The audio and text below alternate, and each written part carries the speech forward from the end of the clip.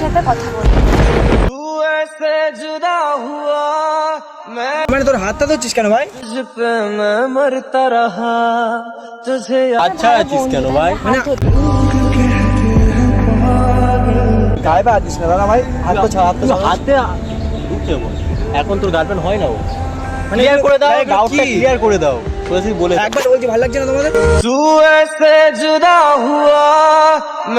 এই তুই গায়ে দিচ্ছিস কার? আমি তোমার সাথে কথা বলতে চাই।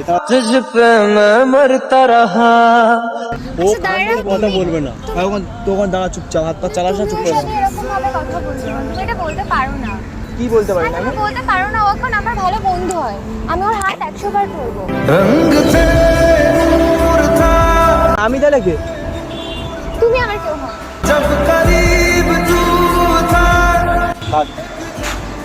মানে এতদিন রিলেশনে থেকে আমি কেউ না, তাই তো?